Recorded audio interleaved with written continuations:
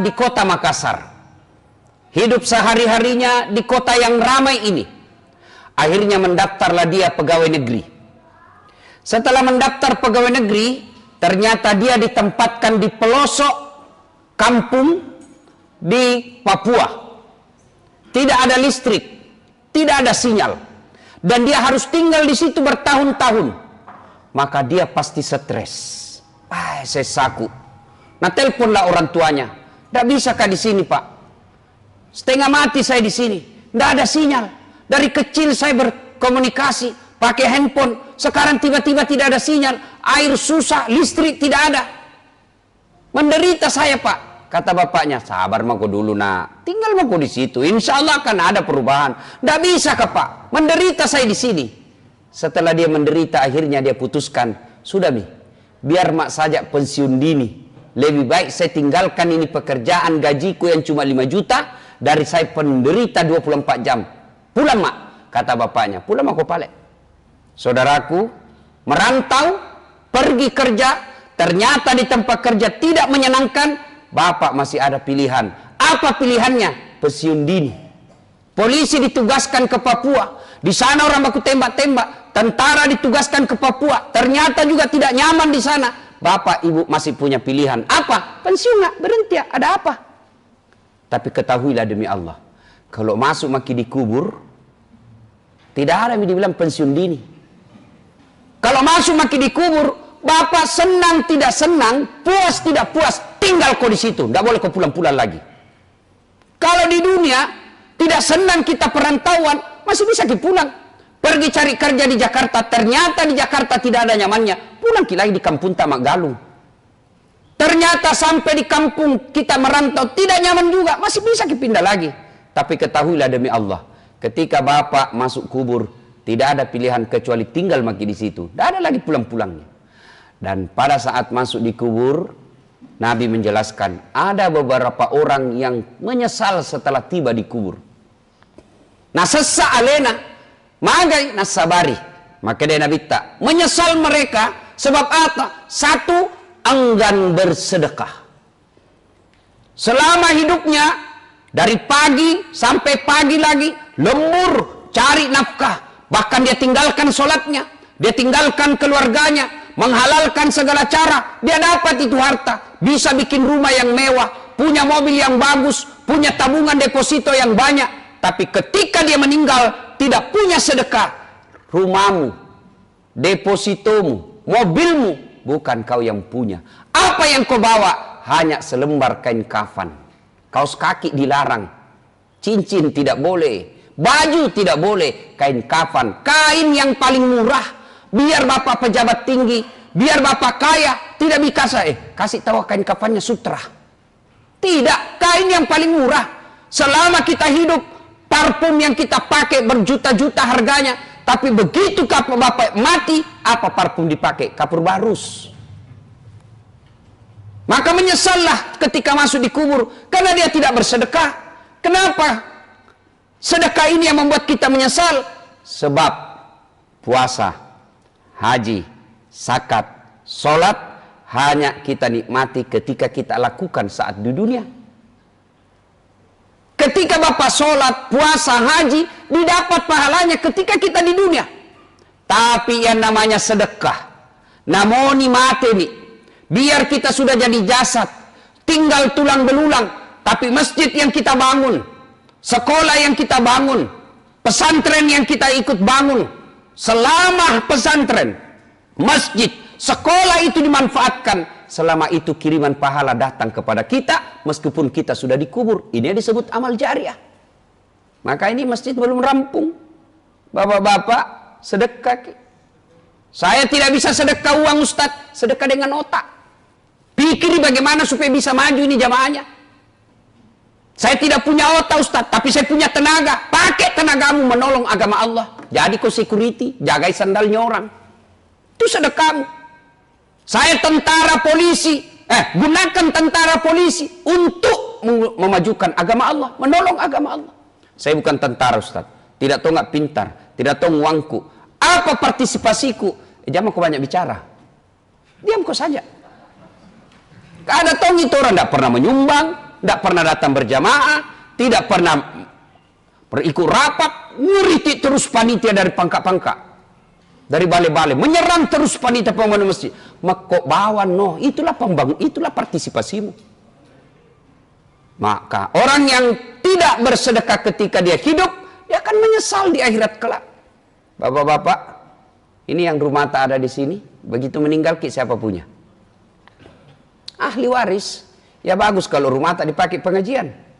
Tapi kalau nak pakai mesum anak tak, nak bawa mi ceweknya sama siswa, kos-kosan mi, nak pakai berzina rumah tak, kate menderita di kubur. Maka sebelum segalanya terjadi, penyesalan itu sedekahlah. Golongan kedua yang menyesal di akhirat kelak, di kuburnya kelak, kata Nabi, adalah mereka yang mendengar panggilan azan lalu dia tidak datang. Termasuk yang selalu terlambat. Itu menyesal kau nanti ketika di akhirat. Kau datang memang sholat Jumat, tapi azan pi orang kau sampai. Itu pun kau merokok dulu di depan. Jangan kau dulu masuk. Cari caramah, selalu caramah. Sambayang pi kamar pi baru masuk. Menyesal kau nanti di kubur. Dengar ini yang selalu terlambat sholat Jumat. Dengar Pak ya. Tanda-tandai mukanya. Dan itu terung itu. Itu kemarin yang terlambat. Itu juga minggu lalu. Itu lagi yang terlambat ini. Mau masuk surga. Nenekmu patah. Coba kita lihat itu. Sholat 5 waktunya tidak ada. Sholat 5 waktu tidak ada. Jumat saja dia mengaku Islam. Itu pun paling terlambat datang, paling cepat pulang. Dan Jumat-Jumat begitu. Mau masuk surga. Coba kita lihat ini. Yang selalu terlambat, dengar baik-baik. Sah sholat Jumat tak? Sah. Tapi tidak ada di buku absen. Ketika hatib sudah Assalamualaikum warahmatullahi wabarakatuh, bukunya malaikat daftar hadirnya ditutup. Yang datang sudah tidak dicatat namanya. Di akhirat kelak Anda akan menyesal. Mana namaku di buku absen? Ada kok memang, tapi terlambat kok. Dan Jumat-Jumat Bapak lakukan. Sudah dikasih tahu begini, tidak ada perubahan. Nah bilang orang Bugis, wita topi na witai. Kucini tompi na kucini ki, eja pina doang. Tapi katte. Itu yang nasindir Allah dalam Al-Quran. Wa dhawa'un alaihim a'anzartahum am lam tunsirhum la yu'minun.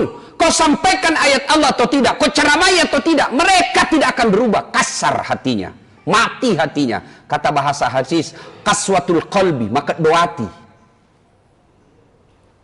Mudah-mudahan Jumat depan tidak mikir begitu. Coba kita dibilang wali kota ki, barangkali banyak mau ditandatangan di kantor. Banyak orang datang pelayanan publik. Tapi kata pengangguran jah. Terlambat lagi datang sholat. Apa modal tak nanti menghadap kepada Allah? Maka akan di akhirat nanti dikubur. Bapak menyesal. Kenapa kasihan saya selalu terlambat? Hayya 'alas shalah. Mari menunaikan sholat. Nabi bilang temannya, pergi masjid. Apa Nabi bilang? Malas kak deh. Kenapa? Itu imam di situ selalu duduk sambayang. Nah, itu. Dia cari pembenaran bagaimana supaya dia tidak datang ke masjid. Anda akan menyesal nanti ketika masuk dalam kubur. Dan pada saat menyesal itu tidak ada lagi. Tidak boleh aku lagi kembali. Beda kalau kita pergi ke kampung.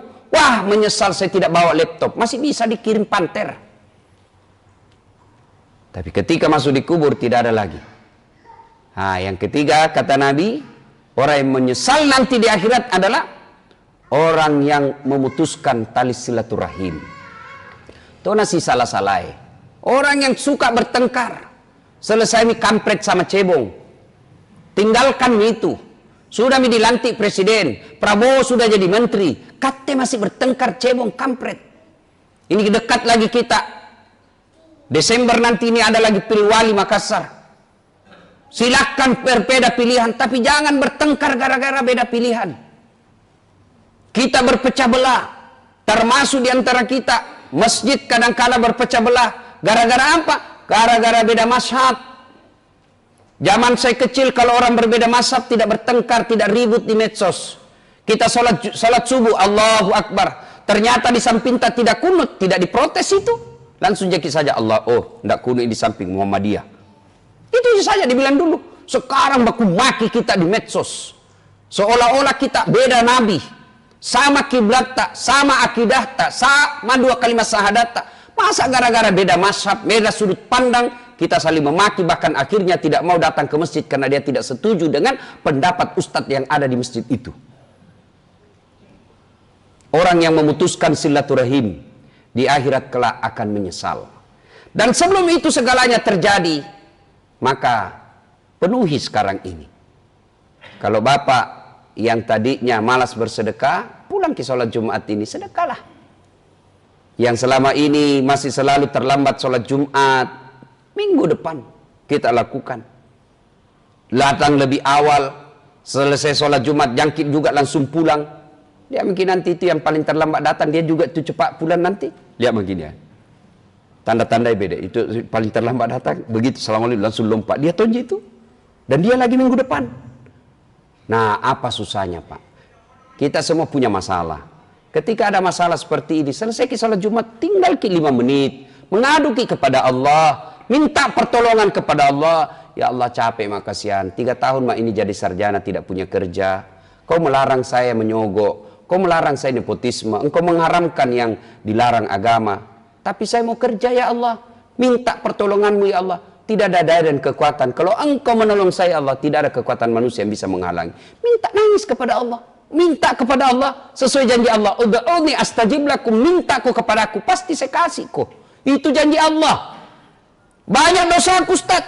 Apa Allah mendengar saya? Banyak dosa, tak ampunan Allah jauh lebih banyak. Apa Allah tidak mendengar doa orang berdosa? Tidak. Kalau Allah tidak mendengar orang yang berdosa, maka tidak ada nih doa dikabulkan di dunia. Kenapa? Tanjak-tanjak penuh dosa aja semua ini. Lalu orang yang baik itu bukan orang yang tidak punya dosa. Orang yang baik, dia sadar salah, lalu dia tobat dan dia tidak ulang, lalu dia ganti kebaikan. Itulah orang baik. Kita baru tahu bahwa orang yang terlambat sholat Jumat tidak masuk daftar. Tobat sebentar. Ya Allah, ampuni saya ya Allah. Ya Allah, bimbing saya agar saya tidak ulang lagi Jumat depan. Karena tanpa hidayah dari Allah biasanya kita ulang. Maka kita diajarkan doa dalam Al-Baqarah akhir-akhir. Rabbana la tusik qulubana ba'da is hadaitana wa hab lana min ladunka rahmah. Ya Allah, jangan kau palingkan hati hamba setelah engkau berikan hidayah dalam diri hamba. Dan kalau kita merasa ada musuh tak di sini komplek, sudah segeralah datang minta maaf. Maafkan saya Pak, saya hilaf, saya adik, saya emosi. Maafkan saya. Sudah minta maaf Ustaz, dia tidak maafkan saya, bukan urusan tak. Yang penting minta maaf Ki. Selama masih bilang Ki saya kakak, saya dosennya, saya senior, saya pejabat, saya orang kaya, masa saya minta maaf sama dia? Itu setan yang bisik kita seperti itu. Innallaha yuhibbut tawwabina. Allah mencintai bukan yang profesor, bukan yang kaya, bukan yang tinggi jabatannya. Allah mencintai orang-orang yang bertakwa. Dan ciri-ciri orang yang bertakwa adalah saling memaafkan. Semoga ada manfaat, lebih dan kurangnya mohon dimaafkan. Nun wal kalam ya misrun billahi fi sabilil haq. Barakallahu li wa lakum wa izza'il mu'minin innahu huwal ghafurur rahim.